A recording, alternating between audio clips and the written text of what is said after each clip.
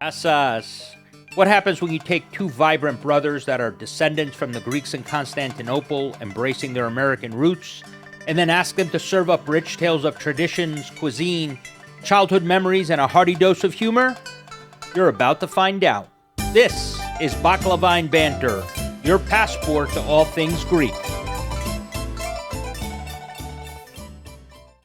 Hey, everybody, and welcome to another episode of Baklava and Banter. I am Petraki, and of course, my sidekick all the way from the Arizona desert. He is none other than the Tsar of Jajiki. He is Soto.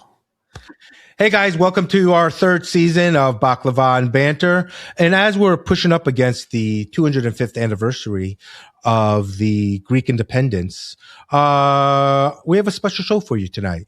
From the Hellenic Museum of Michigan, we have the executive director, Harry Gaggos, and we have Evan Tasiopoulos. Close enough, Evan. Close enough. All right.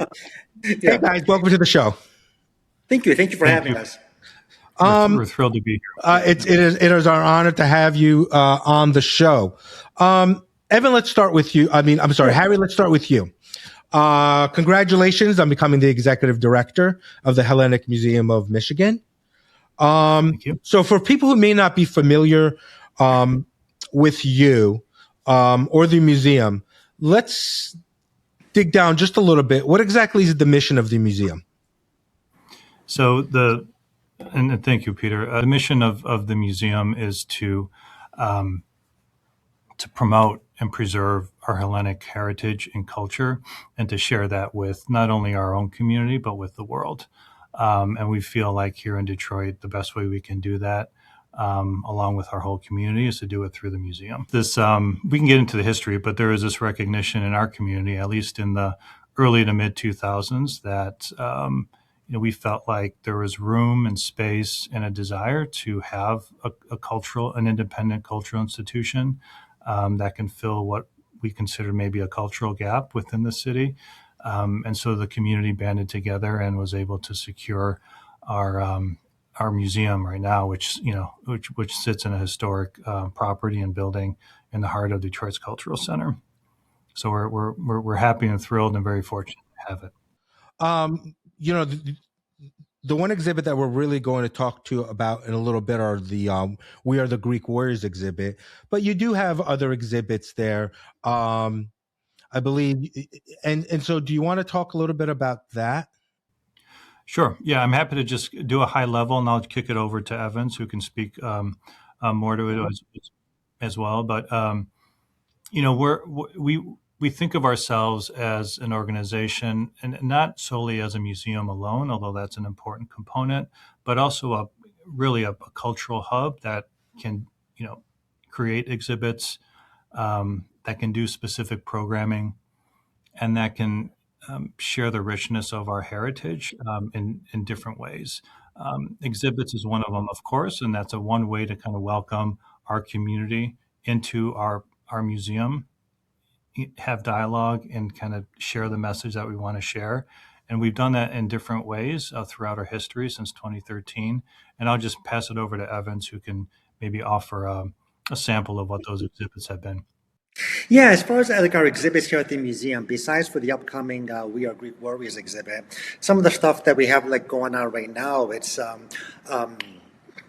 we just actually today is the first day it's officially done and up. Is our Odyssey exhibit from Troy to Ithaca, and that's something where we talk about the story of the Trojan, or of the story of the Odyssey, and Odysseus' journey. So we're telling that one right now. But stuff that we've done in the past is We've had the Hellenic Art Exhibition, which has been one of our bigger exhibitions, where we feature Greek artists from all over the U.S., all over Michigan, the U.S., but also Greece as well, and even some other countries too.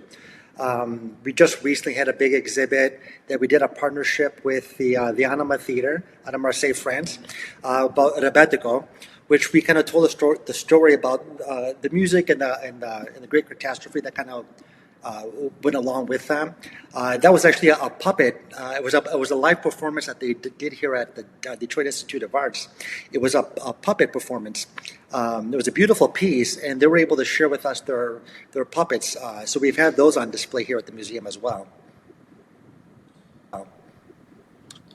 Yeah, that's pretty cool. Now, is there one exhibit? I mean, I'm sure you guys, when you're in the museum business, I'm sure you keep an eye on what other museums are doing and trying to keep pace with them. Is there an exhibit that you've seen nobody kind of have, but you think would be a great exhibit to have?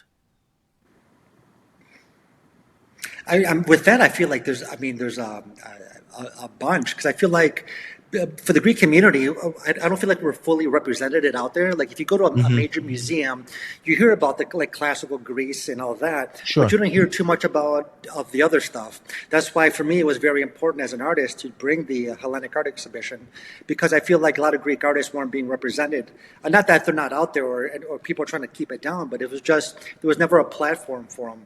And everything else I feel like we've been doing, like with the We Are Greek Warriors exhibit, to me that's something that nobody has been doing until it kind of came to us like that. So I feel like that's kind of a fresher, new story, because growing up, not too many of us knew about the women of the Greek Revolution. You know, there are.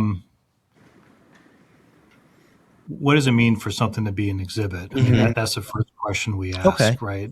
And what is it that we want to? What message do we want to send, and what takeaway do we want our visitors to have when they leave our museum? Yeah. And for us, it's the storytelling element that I think is so important. Of course, there's the visual aspects. There's the experience, of course, as well. How does one experience the message that we're trying to convey?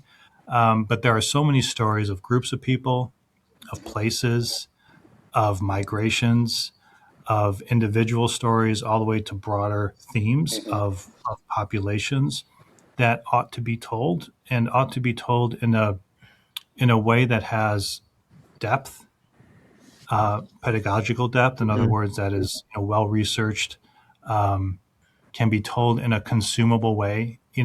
These days, our audience is very sophisticated, and they're pulled in a million different directions, right? And so we need to answer the question: is what kind of an experience do we want our visitor to have? Yeah. And how do we capture their imagination and their attention? And when they leave the museum, what have they learned? Those are like essential questions that we ask before we put pencil to paper, or paintbrush to canvas, however you may think about it, because it's a very kind of particular space we're in, and the more we can demonstrate the value of the message, I believe, and we believe, that the more we have people coming back, because we want to be able to share something that they can get beyond, their Instagram feed or beyond a static kind of news report. And so we want to offer an experience that's meaningful, and it hopefully speaks to a little bit to them. Yeah, yeah. Harry, before I pass off the questioning over to my brother, just for you, you spent, before you joined the museum, you spent 14 years with Local Initiative Support Corporation, working on community investments and development. How did that experience shape your leadership approach coming to the museum? What did that experience bring you to kind of expand the museum and what it can bring to the community? Yeah. So in my capacity at LISC, Local Initiative Support Corporation, I worked on a team that really managed our 37 field offices all over the country. Okay. And those field offices in many ways work independent. They work like small teams with an executive director and a team, but they really kind of immerse themselves within the community in which they invest, Okay. in which they invest into. And so my perspective from like a managerial point of view was understanding from their viewpoint how you build relationships, how you build partnerships, how you can build funding, and really how you implement a strategy. And I've learned from some of the best leaders I've ever encountered through those executive directors in those field offices, because it takes relentless energy. You can't get down when something doesn't go your way. You just got to keep committed to the mission. And I learned so much from those local leaders. Yeah. And for me, the translation is, I felt I was ready to take on this leadership role because I felt, and I believe our board felt, that it was time for the museum to have its dedicated leadership so that it could grow. It could develop those meaningful partnerships. We can implement a business plan that is sustainable for this community. And so that's the leap I took. And really, I take all the lessons that I've learned from my career into this museum. Yeah. Yeah. All right, Soto, fire away. So I'm curious. One of the things that, and this I'll start with you, Evan. Then I'd love to hear from you, Harry. It seems like there's almost I don't know if this is the right word, but resurgence of being Greek in the United States, and maybe part of that is what my brother and I have been doing over the last 3 years now. Whether it's filmmakers, singers, you name it. But the other dynamic is, unless you're an older generation like we are, we understand the history. Greek was our first language, and so forth. The younger generation, although they love going to the Greek clubs and talking about being Greek, that same knowledge isn't there for one reason or the other. So with what you guys do, when you talk about these exhibits, especially the We Are Greek exhibit, how do you create an exhibit that is appealing to that more modern, younger generation? So that, to your point, Harry, that you made about outcomes that you want when somebody walks through an exhibit, is there something unique that you do, or do you just try to make it compelling enough that, kind of regardless of generation and age, there's something there for everyone? Well, for that one, I would say, first off, it needs to be exciting for us, so we would have the passion behind it, so we could kind of build off of that. But we really do care.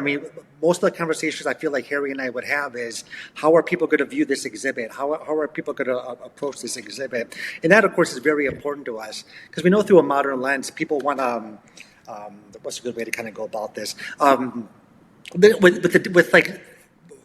A lot of people don't want to have the longest attention spans these days. I feel like with Snapchat and all those things, TikTok and all that, people just need to kind of have quick information. But I feel like with us, we could kind of focus together. Actually, I'm not even know where I'm going with this word. Harry, can you take on? Yeah, sure. I'll just share. But really, to your point, Soto, I feel like there's. When you think about the different generations of Greeks, and the third, fourth, fifth generations, even, my working hypothesis here is that I feel like this resurgence that we're feeling and seeing is because there is at least the younger generations want to connect with their history, with their roots, with their identity in a way that we were fortunate enough to connect through our parents, right? And so, not that we ever took it for granted. Maybe we did to a certain degree, but I feel like younger generations want to connect because they want more meaning in their life. And what does it mean to have more meaning? I believe it's returning to your roots, where you came from, where your parents came from, why they are the way they are, and why we think the way we think, et cetera. And so with that in mind, we feel like, look, we're a small organization, just 3 employees. We feel like accessibility is important. Our doors are open. And when you come to our museum, you're going to see one of us 3.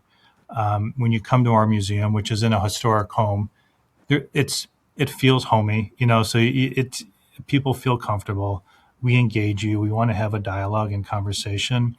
And in some ways, while we want to deliver quality exhibits, we also want to have quality dialogue with you and understand why it is you're here today, what it is you would like to see from our museum, just to kind of have a conversation about it. And we feel like that provides the connection that generations kind of yearn for, right? And so if it is that we can bring an artifact from from behind the house, that could lend meaning or a picture or a perspective, or something, I think that for sure it resonates with some of the younger generations. However, again, this is where the programming point of view comes into play. We also recognize that it's beyond the exhibition itself. It's how do we create programs, partner with different institutions to give a message that goes beyond just the Greek background, but kind of draws parallels to bigger themes around democracy, bigger themes around meaning behind the myths, bigger themes around science and culture and literature and music that as you know, our history is so rich with. So it's kind of a lot of the times these ideas evolve, and you kind of have to have that working dialogue with staff and with other individuals. But there is a desire there to kind of see that happen, and there's an openness on our end to kind of be creative with it, not be very rigid, because I don't think we can afford to be. And also, it's a goal of ours to not just engage the Greek community, but also engage the community that we're in. That's kind of been very important to us as well. Yeah, I mean, I think that's something that my brother and I talked about just doing this podcast. You do a podcast where you do it in Greek, you appeal to one audience, or do you do one where you balance that, explain the terms that you want to use in, that you say in Greek to a non-Greek audience to broaden it. And then for us, just a podcast being the dominant form of communication, especially over the last few years, that's kind of how we do it. Sure. So from the perspective of trying to widen your influence, and maybe this was a discussion before I joined, before we started recording, but is there collaboration with like the National Hellenic Museum in Chicago or the Hellenic American Cultural Center in Oregon and so forth, the same way that sort of research institutions collaborate with each other to try to combine efforts, since ultimately all these Hellenic related cultural centers and museums like yourselves are in some way trying to hit the same outcome, to enrich in Greek culture for not only Greeks, but for a wider population. You guys get involved in that type of collaboration? If we don't collaborate, my view is we don't survive. Yeah. It's just, I think, the reality of the arts and culture space. We're seeing that a lot in our industry, and that we can't, we need to partner, and we need to leverage each other's assets and resources. So the short answer is absolutely yes. We had a great introductory meeting with the National Hellenic Museum a few months ago, and there's a commitment there to strengthen that partnership. But I'll give you a more localized example that goes beyond Hellenic, organizations. Our Hellenic Museum of Michigan is located in the heart of Detroit, what we call Detroit's Cultural Center, which is a collection of 12 institutions and cultural institutions within a 9-square block radius. And it really represents one of the highest concentration of cultural assets in the country. And we are part of that 12-member group. We feel very fortunate to be, and we're in a historic home on top of that. And so we're in this great kind of vibrant community, lots of energy, lots of creative individuals. And people know when they come to the cultural center, they can have a walking tour of all sorts of different experiences. So there's not only partnering with Hellenic organizations, but partnering with those institutions that are our neighbors. And one developing partnership, I'll give you a little preview, is that we recently had a great conversation with the Michigan Science Center, which is just around the block from us. And they are developing they got a brand new kind of planetarium, and they're developing a new programming around astronomy and what in particular cultural astronomy. And so they reached out to the Hellenic Museum to see how we could engage in that in that in that program, in that potential you know developing program, I should say. And there's a lot we still need to do. But the point is, there is desire amongst our neighbors and our institutions to partner and tell a story that gives both historical depth, that gives cultural and anthropological depth to an experience that otherwise might just be focused on the stars. But how do you bring the cosmos to the cosmos, as we were talking about in our meeting? And what a great collaboration, right? And so we're going to be working on that. That's just one small example of the value we can bring to not only our community but to other partners as well. Yeah, I love it. And one last question, then I turn it back over to my brother. Any cross promotion in store for the release of the Odyssey movie in July? Because that would be kind of neat. Yeah, there. Not yet. I mean, we did develop this in anticipation of the movie, because we anticipate folks the general public might see that there's a Hellenic Museum, and they might see, hey, they might want to drop in to see what we have to show. But that's something we're definitely interested in. There are some institutions that may be showing the movie too as part in their theater, if they, but we're still working on that. So nothing official yet. Although very, very, very cool. Our doors are open if anyone's interested. If Christopher Nolan comes of course. Cool. We've been kind of tiptoeing about the exhibit. We are Greek warriors. So let's kind of dive into it.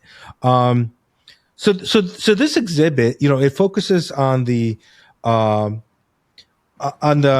heroines of the Greek War of Independence. And, we were coming up, it's 205 years in 2026 that Greek won its independence.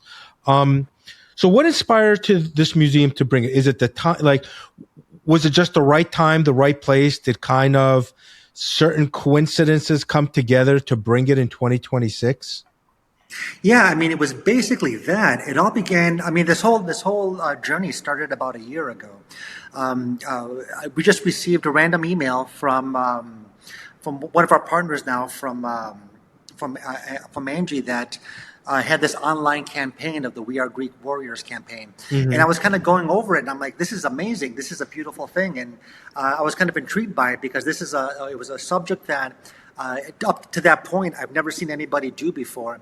So I reached back to say, we're a small museum located in Detroit. Would you be interested in maybe kind of partnering together to put on this the exhibit? And everything kind of has been snowballing, I guess, from there. So yeah. So yeah, and what? Oh, go ahead. No, go ahead. I'll let you finish. And what began as an exhibit that told the stories of 5 women and 2 groups of women developed into 2 months of engaging, interactive, and dynamic programming. And I think that's where the magic came into play as we collaborated with One Bean Marketing and Angie, whose vision it was. And that's, again, I think this is a proof of concept, this exhibition of what the Hellenic Museum of Michigan can be for our community. Yeah. For these women, I think history kind of forgot about these women for one reason or another. The contributions that they gave for independence. But a lot of these women, they commanded fleets, they strategized battles. When you have people come to the exhibit, and earlier we were talking about when people leave the museum, what are they getting out of it? With regards to this specific exhibit, what do you want them to leave with? That's for either one of you. A few things. For me personally, I want them to know that the Hellenic Museum of Michigan can offer a meaningful experience. 2, I want them to leave with understanding of the specific power, sacrifices, in stories that these women of these women, and we have, of course, write-ups of what these women did, how they did it, and why they did it. And I want them to leave inspired, right? I want them, whether it's men, women, children, to leave inspired and know that these women fought for something greater than themselves. They fought for something, an idea that's rooted in, our in Greece's history, and they fought for the greatest thing that you could ever fight for, which we all know is freedom. And I want that story to be told, to be promoted, and interestingly, to be told during America's 250th celebration too. Right. So there's a lot of kind of parallels that we can draw from them. And I want those 3 things: to know that we're relevant within our community and the cultural space. I want them to understand the stories of what they did, and I want them to feel inspired. That for me would tell me that we succeeded. Yeah. We're talking about how this came out really as a social media campaign. Can you just talk about how it evolved from a social media campaign into an exhibit? Was it just like what pushed it to take it from online to in person? I think it was Angie's vision for one. Yeah. Angie Xidias' vision for one at 1B Marketing, and our willingness at the museum to try out ideas, to test things, and from there, it kind of snowballed.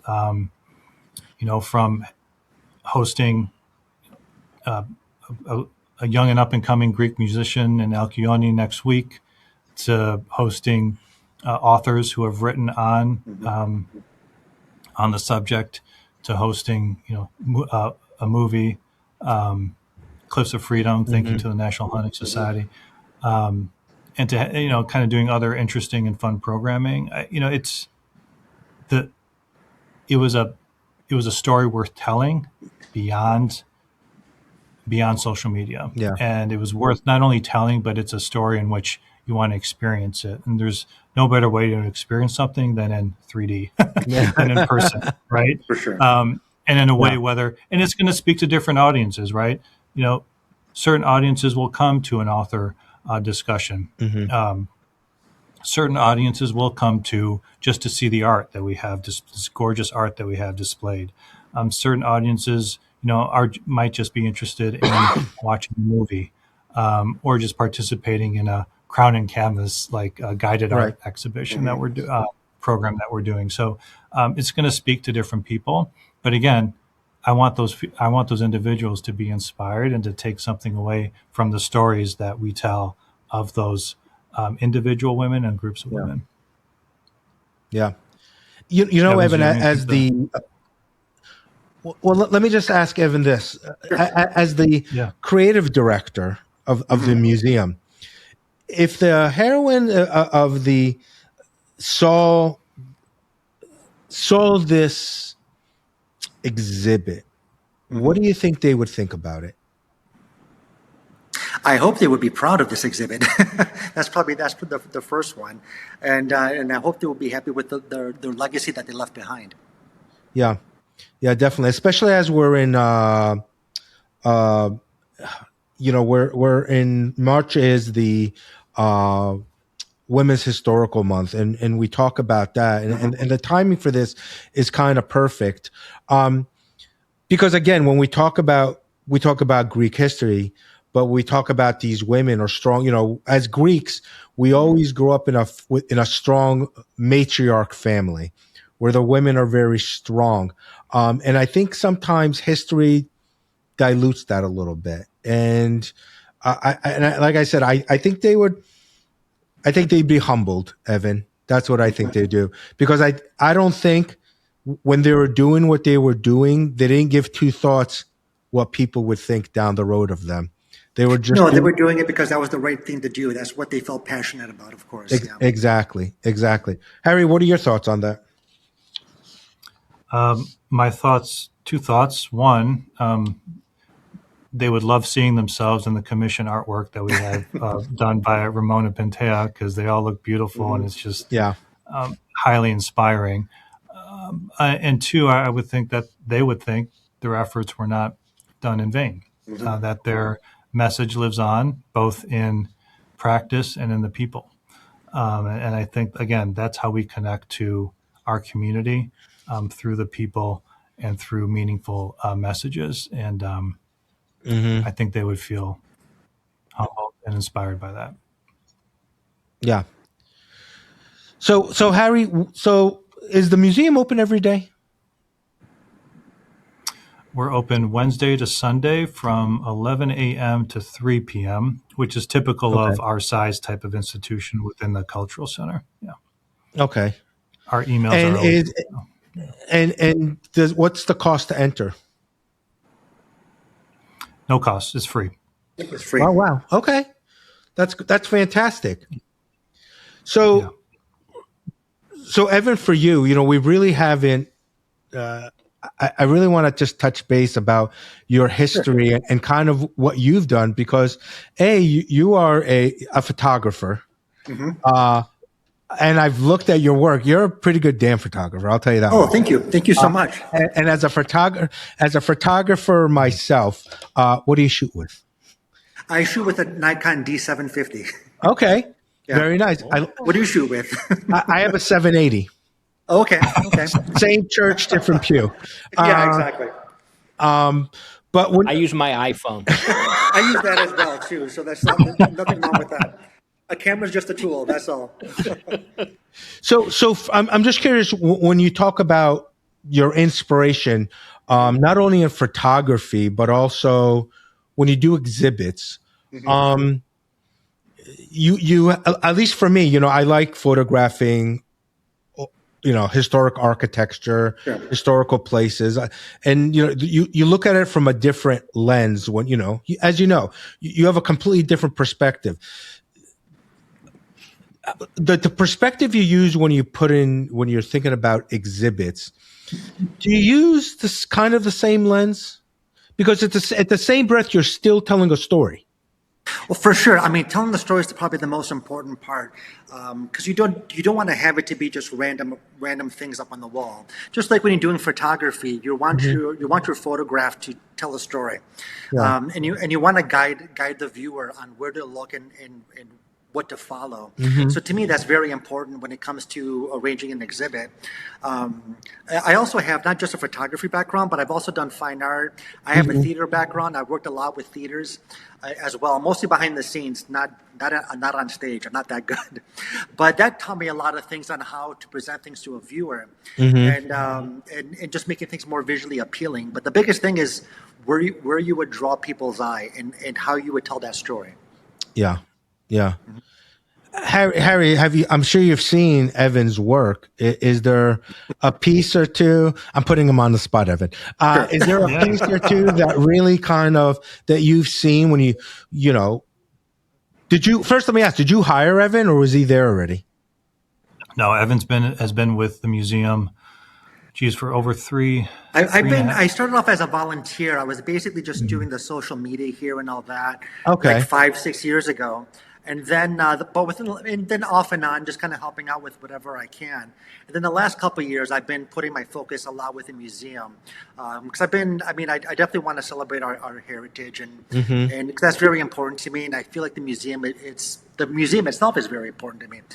So I've been just doing the best I can with the museum. And then Harry came along, and he's been my I see Harry more like as a family than as a coworker, but we've been just working a lot, just trying to build the best we can with the museum. Yeah. That's awesome, guys. We talk about, and Evan, we talked about this offline, that you're from Kalamata and your family's from Kalamata. Yeah. So I'm also, and we're going to poke fun, not at you, but we're going to poke fun at the Italians right now. And, one of the things, this past summer, I was actually on the island of Evia, where they Okay. have one of the oldest fruiting olive trees in the world. It's over 2,500 years old.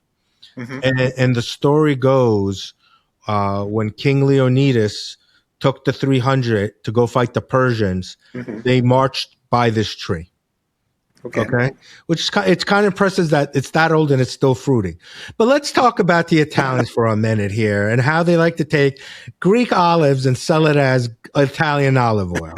Now, that's an exhibit I would love to see. We'd even sponsor it.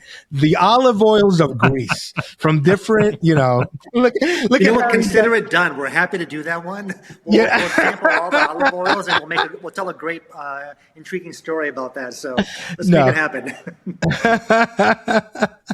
That's awesome. Yeah. No, Actually, with my family, I have my family in Greece. They our- make their own olive oil. Yeah, so we make sure we always have. To me, the best olive oil is my family's olive oil. That's the one stuff that I love the most. of course. Yeah. What were you saying, Harry? I was going to say, I think our Italian American community here in Detroit, which is quite strong, would be interested to hear about it. I just think when you talk about a cultural corridor that you're in, doing something that crosses different cultures, I think just draws different people in that would typically not come in. Well, I'll share a funny anecdote. In my first few months at the museum, I was meeting with different leaders in the museum space, one of whom was the executive director of the Arab American Museum, which is in Dearborn, just like maybe 10, 15 minutes away from our museum. Had a great conversation with her, highly talented individual. Well, we were talking, eventually we got to food. Right? And then it eventually evolved into a conversation of us having a baklava bake-off. Sure. Because we just knew. Sure. There are certain, some of the Middle Eastern baklava is more dry, or there's just different, approaches to how you do it. And we all have our own opinions, of course, but we thought that'd be a fun kind of cross-cultural type of engagement. I think that is a phenomenal idea, and I think Baklava Banter needs to be there as judges. There you go. Now, and because you got to remember, not only we Greek, but we're from Constantinople, so we have that Middle Eastern, in our lives. We were taught. Our parents were trilingual. They spoke English, Turkish, and Greek. So what we thought was Greek was really Turkish, and it really messed us up. However, we'd be more than happy to promote such a thing, And I think since its proximity to Chicago, I think Eli Lilly, who makes insulin, should also be invited to the event. Well, I'll tell you, speaking of connections, right? We were talking about these connections. I mentioned a few times that we're in a historic property, a historic home within the city. The home that we're in was once owned by the Scherer family, and the individual, one of the sons of the Scherer family, Robert Polly Scherer, was an inventor and a very talented one. And he ended up inventing in our very basement the prototype to the gel encapsulation machine. So he invented the machine in the process that coated gels around pills. Yeah. Within a decade or so, he had factories all over the world, and they were the foremost producer of gel the Scherer Corporation of a gel encapsulation in the world. In fact, and so that's another time because we probably need to pop some some pills. 100%. Well, listen, gentlemen, it's been a pleasure to have you on the show. Thank you. We wish you continuous. I hope this exhibit is phenomenal for you guys. It sounds amazing, and we'd love to have you back on the show with any other initiatives you guys have. Well, thank you for having us. We're happy to accept invites. Yeah, thank you. No, you're quite welcome. You're quite welcome. No, we appreciate you. So for Baklava and Banter, I am Petraki. That is Soto. From the Hellenic Museum of Michigan, that is Executive Director Harry Gaggos, and their Director of Harry. I'm going to mess this up there, Evan. Creative Director, Evan Tasiopoulos. Thank you so much, Creative Director. Very welcome. Evan, it's been wonderful to have you. Like I said, it's been wonderful to have you guys on. Be good to each other, everybody, and we'll talk to you soon. Take care now. Yes. Yes. Take care. Bye-bye. Yeah. Bye-bye. Yes.